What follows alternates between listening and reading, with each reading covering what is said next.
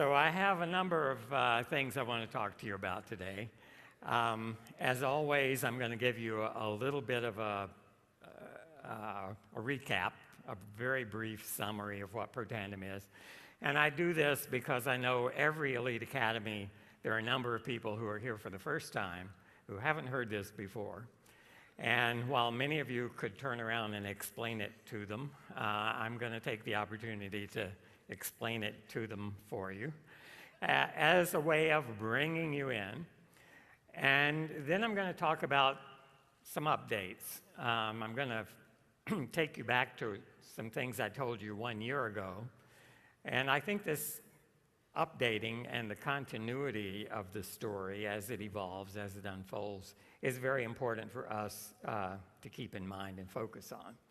This presentation is going to be in two parts. I'm going to begin it, and then I'm going to turn things over to Dr. Brooks Hybertson, who you're getting to know better and better. Brooks is taking an increasingly larger role, and he's going to present some of the data that appear in what is popularly being referred to as number 9, the paper that just came out this week, in fact.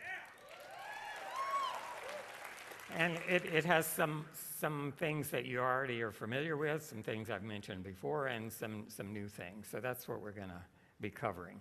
So we're going to be talking about Protandim, NRF2 activation, and a little more about gene expression, which is really the important meat of what Protandim does. By way of a review, this is a slide most of you have seen before, and it's kind of the briefest explanation I can give you of what Protandim is, what it does. What is Protandim? It is a NRF2 activator, and if this is your first time, it probably doesn't mean anything to you, but I keep saying it will. So stay with us. In the next decade, NRF2 activation is going to become as commonly used a phrase as cholesterol lowering has been in the past decade or two. A NRF2 activator is, in fact, a biochemical wake-up call. And occasionally your cells need to be awakened. NRF2 does it. What does Protandim do for us? It provides protection against oxidative stress, and you've heard a lot about that in the last 6 or 7 years from us. Inflammation, you've heard a lot about that in maybe the past 5 years. Fibrosis, scar tissue formation, the process that can lead to lung failure in the case of pulmonary fibrosis, can lead to heart failure in the case of cardiac fibrosis. Carcinogenesis, or formation of cancers, and we've talked about that a number of times. There are 3 papers of the 9 that address carcinogenic mechanisms related to oxidative stress, and a number of other stressful conditions. Protandim does this by regulating gene expression. It's not doing it by the direct action of any synthetic drug. It's not even doing it by the direct action of any phytochemical. It's doing this indirectly by messaging, by biochemical messaging. And very quickly after the stimulation is provided, everything that happens within these cells is the result of things those cells already know how to do, and in fact, things those cells have done since their beginning, but they don't always do enough of it, and they don't always do it in the right time. And that's why the chemistry of gene expression needs regulation from time to time. It needs to be told what to do. And we're going to find out exactly how that happens. This is a schematic, and again, it puts it as concisely as I know how to do in one cartoon, an animated cartoon. This cell represents any human cell. It has a nucleus containing a vault of blueprints, and within that vault is everything required to define who you are and what you are. Your vault of blueprints is unique. It's unlike anyone else in the world unless you have an identical twin. And it's the same in every cell. They've all got the same genes. What makes one cell different from another is they express those genes differently. So a brain cell has genes that only brain cells express, a kidney, other genes that only kidneys express. To regulate gene expression, substances like Protandim, which is the purple figure in the upper right corner here, that represents any one of the 5 active ingredients in Protandim, and when it approaches any human cell, it binds at a receptor. The analogy I've used and will continue to use is this is like someone stepping up onto your front porch and ringing your doorbell. So that's what Protandim active ingredients are doing to every cell in your body when you take it. And when Protandim rings the doorbell, that causes changes inside the house, inside that cell. So what happens? Ringing the doorbell, first of all, activates an enzyme called a kinase. It's not so important you remember what that is, but it's an enzyme that can modify other proteins inside the cell. And this kinase acts on a little red protein represented by a red circle here called NRF2 that's being held by another protein called KEAP1, represented by the blue circle. So KEAP1 holds NRF2 in the cytoplasm. That's the part of the cell outside the nucleus, outside the DNA vault, until it's modified by this Protandim-activated kinase, and that introduces a phosphate group. You see that little yellow circle with a P on it. It has changed the chemical structure of NRF2, and when that happens, the blue protein releases NRF2. So it can now float around in the cytosol of the cell and diffuse into the nucleus, where it previously could not go. And it finds about 3,000 of those genes out of 25,000 that have a specific switch that NRF2 can bind to, and it's a switch like a dimmer switch on those 3,000 or so genes. And the action of Protandim binding to those genes increases the activity of that master blueprint, those 3,000 genes. So instantly, not instantly, but within a matter of an hour or so, working copies of that master blueprint for those 3,000 genes is sent back out to the cytosol, translated into new proteins, new enzymes, and among those are numerous protective enzymes, including the antioxidant enzymes, anti-inflammatory proteins, anti-fibrotic proteins, and a whole family of genes that are collectively termed survival genes or stress response genes. So they enable cells to get through stressful periods of several different sources, oxidative stress being one of them. So in a nutshell, that's what Protandim does inside your body to every cell in your body. 1 year ago, I presented at Elite Academy in San Diego a presentation that was based on a big analogy. The medical students used to call me Dr. Analogy because that's the way I teach things. If you understand an analogy, it can help you understand sometimes a very complex process. So in this analogy, I likened your 25,000 genes, and especially the 3,000 of them that respond to Protandim, to the keys on a giant piano. And a piano has to be in tune to sound right. If you look up the definition of tune in an online dictionary, this is what you find. And there's several definitions. One is to adjust in musical pitch, which is what we're talking about when we tune a piano. A second definition is to bring into harmony, to adjust anything for precise functioning, and we use the word to tune up a car. You drive a car for 50,000 miles, it needs a tune-up. It needs to be adjusted to bring it back into perfect operating order. And here under the first definition, you see an example. Someone tuned her guitar, brought every string into perfect pitch the way it should be.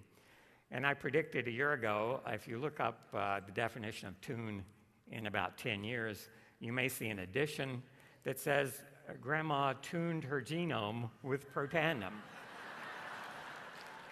So maybe we will redefine what tuning means, but each gene in your genome needs to be expressed at a precise frequency, just like that frequency that determines the pitch of that string. And on a piano, every key, all 88, have a very specific frequency assigned.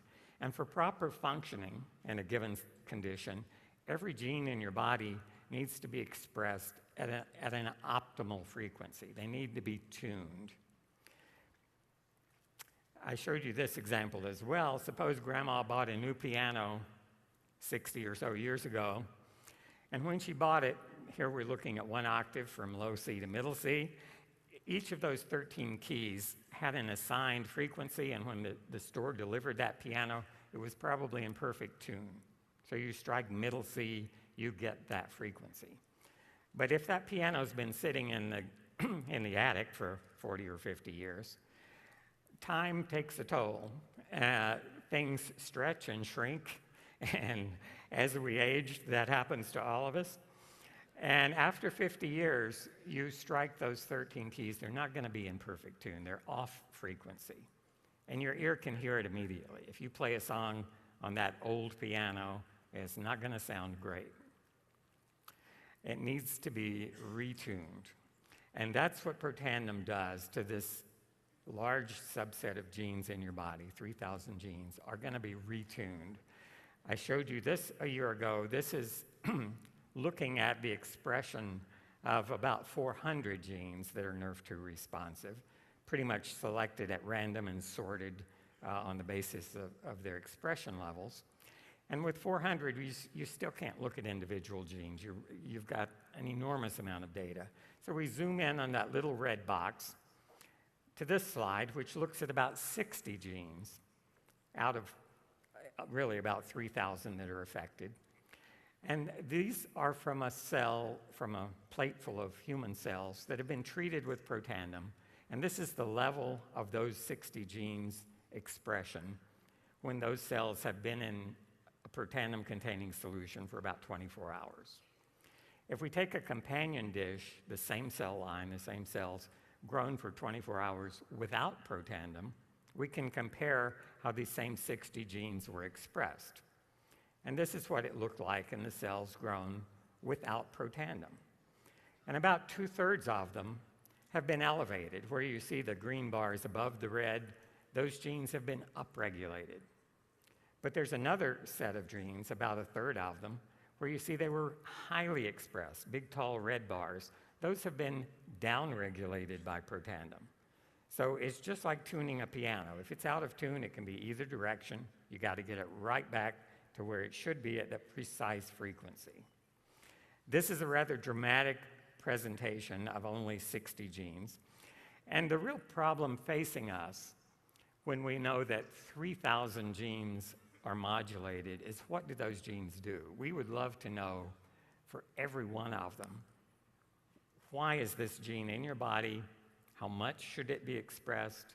What happens if it's overexpressed or underexpressed? That's an onerous task, a lot of data. And to help interpret that, you really need some assistance. Brooks Hybertson and I were looking at this slide earlier in the week, and this slide with 60 has the gene abbreviations below each of those genes, so that specifies what those genes are. And right in the middle of this slide, there's a gene here pointed out by these arrows. And Brooks said, look, that's transforming growth factor beta, TGFB1. That's one gene we happen to know because we're familiar with it. I would love to be familiar with all 60 of these. I'd love to be familiar with all 3,000, but I'm not. And in fact, no biochemist is. This particular gene is one that controls fibrosis. Right? It causes scar tissue to be formed.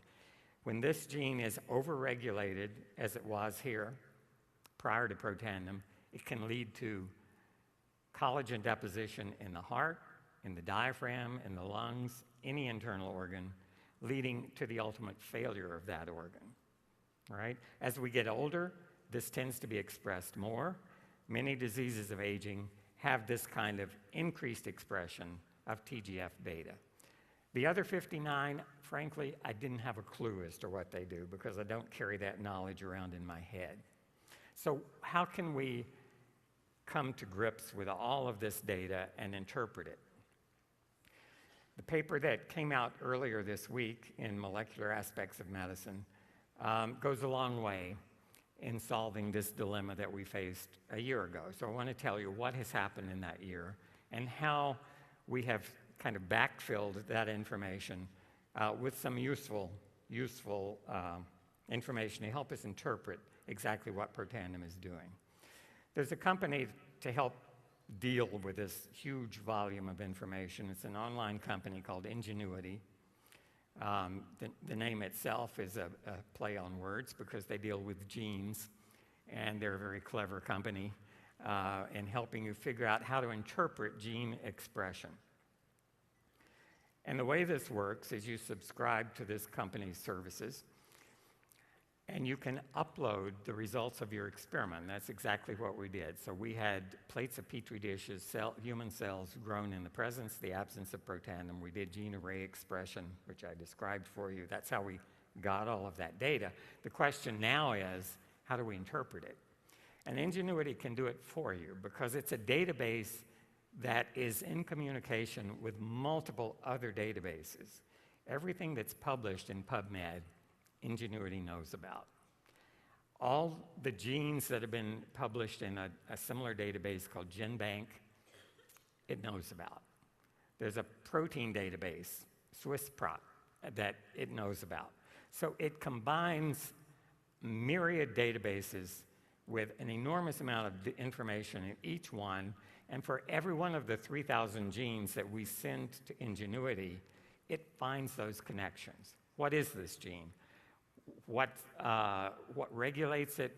When is it upregulated? When is it down?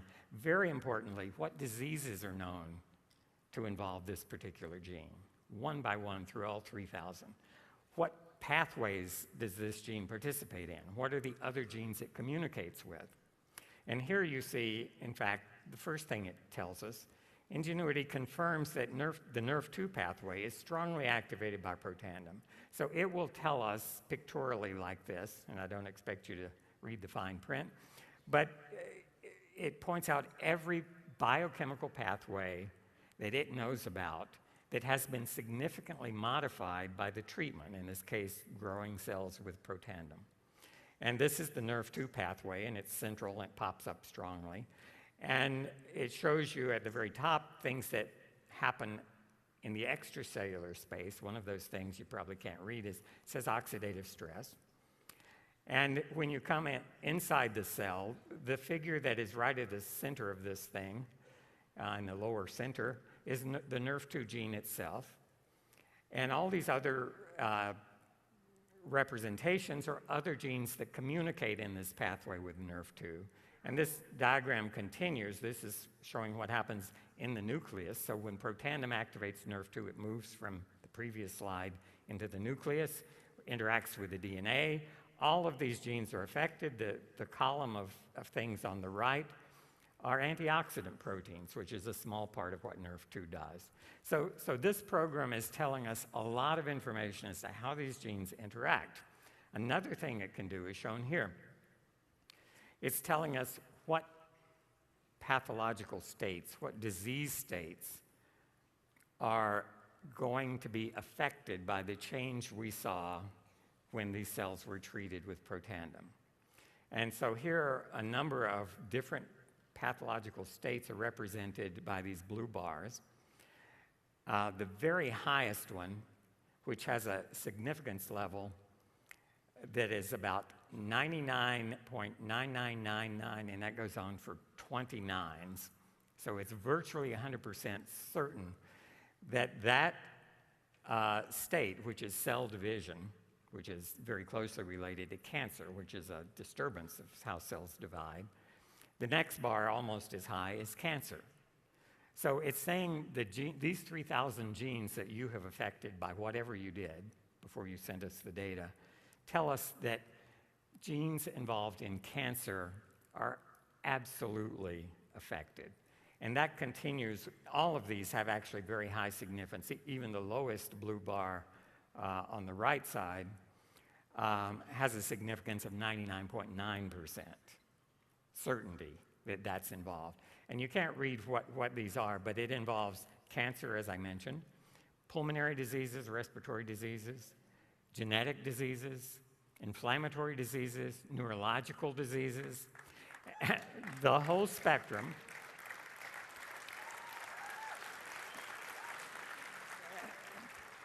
And what again, if I went through every one of them, we would be here for a couple of weeks. So what I did is picked out 3 representatives. I selected them to get the smallest number of genes because I can't put a slide up that shows you 1,200 genes. I found a couple diseases that you will recognize that are characterized by relatively small numbers of diseases, and I want to look at 3 of those. And if you look below, these data below, for each of those categories, for cancer, for example, there may be 50 subdivisions. So there may be lung adenocarcinoma, there may be colon carcinoma, there may be cancer of the pancreas. Each of those has its own characteristic cluster of genes involved. And this is one of the smallest groups I could find, but the disease is one that's important, atherosclerosis. And this is actually a subset of cardiovascular disease. Atherosclerosis, which literally means hardening of the arteries, is the process of plaque deposition in the artery. It doesn't even go beyond that to the plaque rupture and the formation of a clot, the formation of a heart attack, or of a stroke. So this is the beginning of that process. And Ingenuity identified in our population of 3,000 genes, 19 that are clearly, strongly associated with atherosclerosis. And here are those genes in one table. And if you look at, there's a number of things I want to point out here. For each of the 19 genes, if you look on the right, you see either a red arrow pointing up or a green arrow pointing down. If the red arrow pointing up is there, it means that gene is overexpressed in atherosclerosis. So I think, 17 of the 19, I believe, if I'm seeing it properly, are being expressed too high in atherosclerosis. 2 of them are being underexpressed in atherosclerosis. And there's a dividing line. If you look, 16 genes are in the top part, 3 genes are in the bottom part of that. It's not entirely clear always if you look at an atherosclerotic tissue and you see genes that are up or down. Is it being differently expressed because of the disease process or because the cell is trying to recover from the disease process? So cells give you a response. If a disease causes genes to be upregulated, metabolic pathways get tilted and distorted, that tissue may try to recover, may try to compensate. And probably the easiest way to think about that is in terms of oxidative stress. If a disease process is causing free radical production that may be upsetting that cell in a number of ways, if you look at the gene expression, the cell may be upregulating its antioxidant genes, trying to compensate. Okay, so that's a good thing in that case because it's compensation. It's not part of the disease process. It's part of the cell's reaction to the disease process. So that makes it a little bit vague and hazy, but in most cases, there's abundant research behind every gene in this table, so we know that it's doing a bad thing, or we know that it's compensatory, trying to do a good thing. So anyway, you can see that most of these genes are strongly upregulated. And the question then is what happened when the cells were grown in Protandim to these levels of gene expression? And what do you think happened? Look at those first, that series of red arrows going up and 2 arrows going down. When these cells were grown in Protandim, this was the effect of Protandim. All right, so in 6 16 of the 19 genes, Protandim opposed the disease process. If atherosclerosis is cranking a gene up, Protandim eased it back down. If you look all the way back on the left column, some of those genes are in boldface. And what that means is, in the past several decades, medical science or big pharma companies have produced drugs to treat this disease. And all of those bolded, I think there are 11 of them, but you can count the bolded ones. There's a drug on the market designed to correct the expression of that gene or the activity of that gene. So most of these are enzyme inhibitors. So if you're making too much of something, the drug is designed specifically to target that gene product, that enzyme, and to turn it down. So there are 9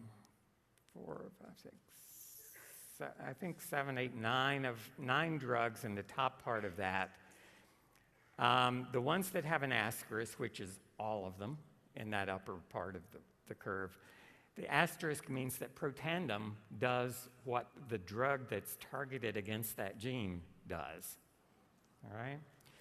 So the effect of Protandim is exactly the same as 11 drugs designed to help correct the gene expression problem.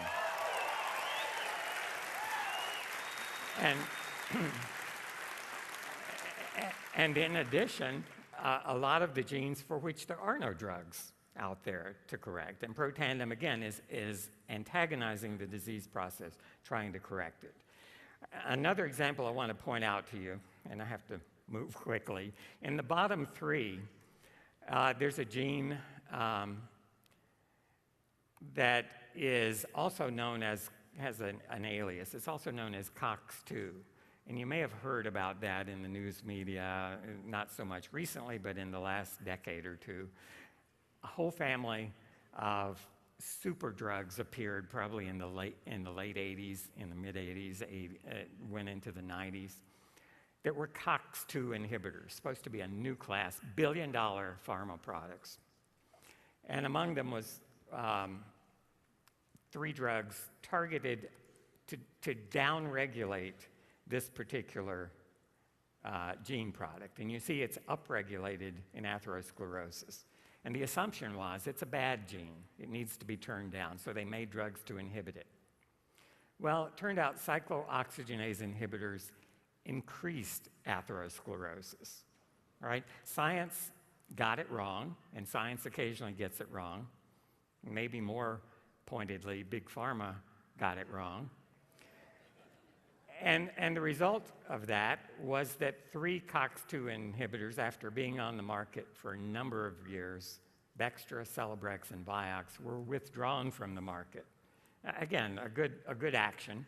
And this doesn't mean that there was anything diabolical on the part of Big Pharma. It means that using the information available to you, sometimes because it's science, because it's research, all the results are not in. Sometimes you make a wrong call. The point I'd like to make is that NRF2 didn't make it wrong. NRF2 increased this gene product. It didn't try to decrease it. So we might have actually learned a very important message that could have saved tens of thousands of lives by not introducing these drugs if we had been able to look at what NRF2 does in this situation and stay away from inhibiting a drug that NRF2 says should be upregulated, not downregulated. So there's gray area here. Sometimes it becomes clear, as it did in this case, and sometimes we're going to be having to make the best decisions we can on the best information that we have at the moment. We'll look at another very different disease that's associated here with 28 genes, colon cancer. And you'd think colon cancer would have very little in common with atherosclerosis, right? But these genes are also regulated by NRF2. And these are genes that involve cell division, cell replication. And cancer is obviously a case of cell replication gone bad, gone wrong. So here we have 28 genes, and again, if you look above the line, these are the ones where the process has elevated almost all of those genes. There's one at the bottom I can see that's downregulated. What do you think Protandim does here? Well, this is the effect of Protandim in this case, right? And so it opposes all but 3 of those genes. And again, if you look at the genes at the bottom, and unfortunately I can't read the fine print, but some of these are in fact genes that are compensatory, they're responsive, and you'll see that more clearly in the next set. But this gives you actually strong encouragement that what Protandim does tends to counter what this process, colon carcinoma, is doing to that set of genes. And then finally, and this was kind of a surprise to me, Alzheimer's disease, which is a neurological disease. It's not like atherosclerosis, it's not like colon cancer, it's different. It affects the brain, the neurons in the brain. And there's 66, this is a bigger set, so you're seeing the first half of it here. And a large number of diseases, and again, notice that the disease process tends to be genes that are kind of out of control. They're upregulated, the red arrows, almost throughout this chart. Again, by this time you could probably guess, what does Protandim do? And again, all of those red arrows are flipped.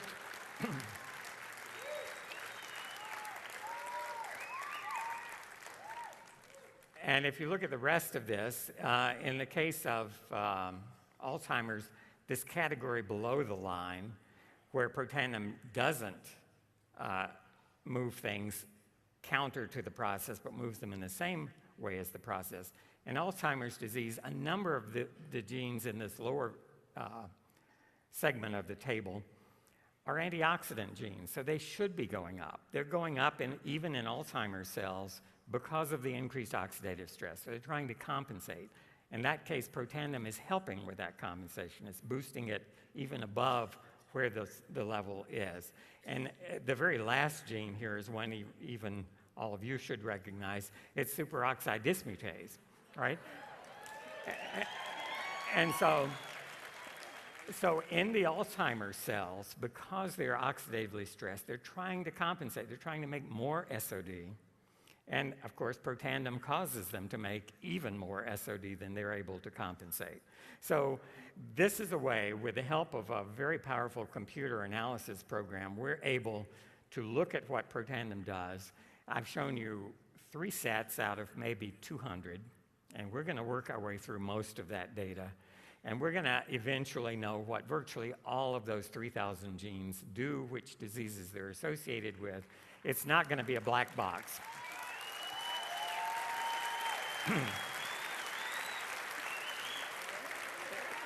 So as we further investigate this, the families of genes regulated by Protandim, the potential protective effects of NRF2 activation do become clear for numerous pathological conditions, such as the 3 I showed you: cardiovascular disease, cancer, and neurologic diseases.